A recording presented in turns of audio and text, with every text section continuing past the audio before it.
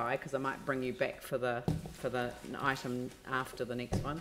And Caroline, if you'd like to come forward for the Spreydon-Cashmere Community Board, and then we'll do the joint report straight after that.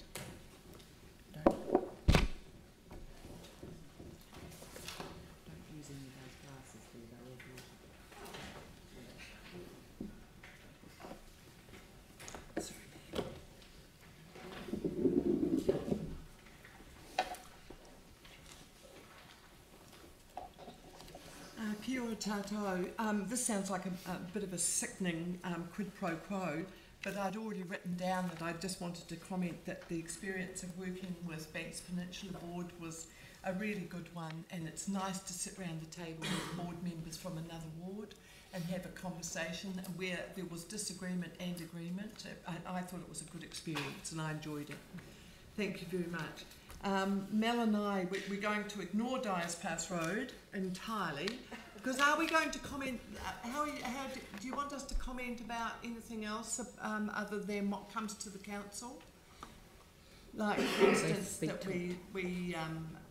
you're doing the 60k limit, but do you want us to briefly discuss the yellow, or just wait for all of it? No, wait for the joint. Yep. Yeah, so leave the Part A out.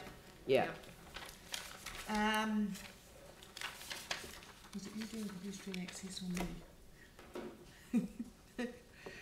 We've got a small issue on the board, a small issue on up in Cashmere, next door to what used to be a Masonic Hall, where and is now under new ownership, where there used to be an access road which involves the school, Cashmere Primary School, and the access road has been blocked, and the staff are now looking into how it's been blocked and whether it can be, what is a legal pedestrian access restored to the community. The St Martin's roundabout. Tim, can I just comment on that a bit more? Yep, do. There was does everyone know the corner of Dyers Pass and Hawthorne Road? And up where the Masonic Lodge is on the corner by the school? Because there was a path that people could use, and so lots of people would use that pathway going around it. But since that was bought, I think it was sold in 2013, since it was bought, the people that own it, that footpath, part of it is on council land, like road reserve, and part of it's on private land. So what the people have done is they've become annoyed with people walking on their private property, so filled it with big huge rocks and garden and stuff to stop people from going over it. But of course it covers up, all these massive rocks are actually over the top of our council road reserve, and of course it stops people from walking around here where there's a school. So for people that live there, it's a big issue. Oh no, it is a big issue. I wasn't going to quite say who I thought might have been blocking it. That was all. I don't care. St Martin's roundabout. The St Martin's roundabout is a roundabout which has a couple of weird access issues, and Tim and John Dwar, our traffic engineer, and I went along and had a look at that, and we're talking about the range of things that we can do to change it, and I'm sure John is going to come up with something absolutely excellent as usual. No, Marsh House, is that you or me? Yep. Yeah. I'm talking about this, but I've never been there, which I feel quite guilty about. So hopefully we go when they have Heritage Week next time. So the trustees of the Naimarsh House came to talk to us, and they told us some of the history and a lot of what they do, because it takes quite a lot of money to keep this place going, so that kids can come on school tours, and people from all around the world who are great fans of Naimarsh's, particularly her murder mystery type books, they come to it, and they come to New Zealand especially for the purpose of actually coming here. So it's a really wonderful thing in our ward that I've never been to before, but I'm going to. So they were just saying that they've got money, they make money off a property that's on site, like they've got a sort of a garage or somewhere that someone rents, and they can turn the garage into a museum potentially, but they're just talking about the cost of having to replace the roof, sort of something quite unsexy but quite necessary for the obviously for keeping it going. I don't think they came to see us for nothing. I think they'll be back. Yep, I do too. Yeah. Addington History Book. This is a project that has been 15 years in the making. John Wilson's been working on it for that length of time, and it is near to fruition. The board has contributed to it, both in knowledge and in small financial donation, and it's likely to be published in June. It's a very big production. It's got a lot of photographs. And it's being printed by Caxton Press, so it's going to be quality, and we look forward to that. We've done the community plan review, and you're quite right, Dion. We should have brought it to the board. We should have brought it to council or attached it, because it really is a good idea to have the community plan drawn to the council's attention. And we've gone through a review of it, and Grace was just saying how much of the stuff that we had in the plan that we've already done. So we will attach it next time, because that's a good idea. And I did want to mention about the playgrounds. We're having a playground built at the moment that is, the staff are aiming to have it as pitch perfect, we're hoping, for disability access. Oh, cool. That's the theme of this playground. It's renewal of Barrington Park Playground. And they're aiming to have it as accessible as possible for people with disability and children with disability. And so the discussion around it has been enormously complex. But I so agree with all the other boards who have talked about having access to the kinds of things that you can have in playgrounds. And it would be nice in all playgrounds if kids could have access to water, because I think that's the crucial thing. When you look at them playing in Margaret Mayhew, my grandson was stripped naked within seconds of arriving there, and twirling the buttons and turning on the taps and things. And I think that playground epitomises the relationship that children have with water. And I would have liked water in all the playgrounds that we have. And lastly, the Pacific Series, which was run over a weekend back in November, but which we probably discussed at the time, and I'm sure we did. But it involved 600 participants over 30 teams, and there were 3 community boards that contributed financially to it. And it was a celebration of Pacific and Māori and minority ethnic and majority ethnic communities, if it comes to that. And it was a huge success, and it just sort of didn't hit the media at the time. But anyway, it was nominated for the Canterbury Sports and Recreation Event of the Year, becoming a finalist along international events like the Canterbury Crusaders versus the British and the Irish Lions, and the International Hockey Test Women's Black Sticks versus the USA. And we didn't win, but in the end we were the Canterbury Sports and Recreation's Rugby League Event of the Year. Well done. Yeah, exactly. And kudos to the staff that were involved, especially Solomon and Emma and our team. And it was just special, really special.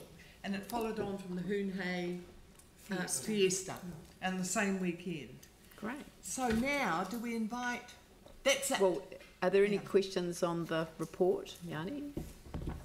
Thank you. In regards to that Pacific Series, do you think that's a kind of citywide event that should be funded? Oh, definitely. So and we why is it had being funded through the contributions board? from 3 other wards, which was great. And it's difficult for other wards to think of it as citywide when it's being held in one ward. Correct. But it can't be helped but be held in a ward, of some kind, But if we can all of our wards think of it as a contribution to be made, not just to the Pacific community, but to the wider community interested in sports. Yeah, we've got a working group on a funding review working group at the moment, and that's the sort of thing that we're looking at the moment. Is are there some events that actually should be made as a decision between councillors and community board representatives, so that they're across the city. So we're working up a program that's around that. So that really looks like one of those. And you'd have to, without prejudice, you'd have to think that rugby league, for instance, would be one of the ones that more needed funding. Yeah. It doesn't have the resources available to our rugby union, for example, and we all know that. Yeah. So it would be great if that was considered. Yep. Great. Yeah. I just wondered in terms of Noah Marsh House. I mean, again, it seems the sort of thing that we've just established a city foundation, and I know that they're not, completely up and running yet, but you know, when you think about causes people would like to give to, it did seem something that maybe there's an opportunity there to kind of connect the two. Yeah, that would be, see, that's a very sensible idea, Yanni. Thank you. My ideas are always very sensible. There you go, Yanni. We agree with you. And the extraordinary thing in the presentation, which went through the house room by room, so we had a really good look at it. The extraordinary thing, though, was those fiends overseas who treat it like other people treat the Lord of the Rings. Yeah, like a pilgrimage, yeah, exactly. Just like other people come to New Zealand for Lord of the Rings, these people come to New Zealand for Ngaio Marsh. And of course it's a name that would be going out of the vernacular of younger people, but nonetheless it holds sway. Yeah. I'm sending an email to Amy Carter as we speak. Right, very good. Could I just follow up on that in Marsh House? How did they publicise it? Because I'm aware of its existence. We actually asked that and they said word of mouth. Just word of mouth. But I think it's through I think through drama and literature societies. Both of these people who came to see us were university academics and that's so disrespectful, Grace. Arty farties. They were of that milieu, so we would imagine that their lectures were through art galleries, theatre groups, drama, that kind of stuff. I'm just wondering if there's some way that we could help them to publicise it. Do you pay when you go to visit it? So that's where they get their revenue from, mostly, and from the house next door, the garage next door. Yeah. So little flat. I think it's a I'm flat. just wondering if you could ask them what they would like by way of help with publicity. Do you remember how much it was to go in? No. So it's not from their They community make their board? money from selling merchandise, Yeah. as opposed to entrance into the building. I didn't know. Yeah. Yeah, no, she So, said that. can we just take this offline, because we probably But will certainly, be treading Vicky, on we toes will as follow well. up But with we'll them and talk to them how we can assist them in terms of publicity. Yeah. Okay, can I just ask you about your excursion in the supermarket last night Oh, yeah. while you It's were on watching the Facebook. sunset? So did you just stand outside the supermarket? No, and just inside. inside. And Oh, just, St Martin's, the best new world in Christchurch. The ones where they travel from everywhere to go to. They always allow. We always get really a good welcome. We're allowed inside. So We accost people, but just as they're paid. so as they've paid, you accost them. Yeah. Right. Okay. Thank you. Tim. Yeah, just with the two traffic things, I think it's really important to, with the Hackthorn Dyers Pass, that's a really good example of where staff should be coming to the community board first, because we've got some of the wording that came to us was quite concerning with regards to wheeling and dealing with property. So, I mean, I think that should be a real highlight, because that is a real issue in our community, and that specifically that corner with young kids and preschools, etc. And it is a busy corner. And when you've got traffic going downhill, it's always harder to brake. And we have seen a couple of cars trying to visit the cafe for a takeaway coffee when there is actually no drive-through. Yeah. The other one is St Martin's. That issue is kind of gaining again because of the traffic using that area. We did and thank you, John, for that information. There was a traffic plan, safe travel plan done in 2010 and 11. It's a particularly hard time for everybody, and it is coming up in later this year to look at the immediate area, but the issue is that slightly wider area. So I think we've got to start looking at each area outside the box slightly, because it is a real concern, especially with the bigger trucks and the more those they're designed to be, you know, residential and community, but they are run by commercial vehicles, and it's just the way it is. It and is. there's no. And a big school. It next is, door. yes. Yeah. So, yeah. Anyway, that's just what I'm saying. So, Tim, that's your way of moving the receipt of the report, and seconded by Phil, and I'll put that motion. All those in favour say aye. Those opposed say no. That's carried. And if I could invite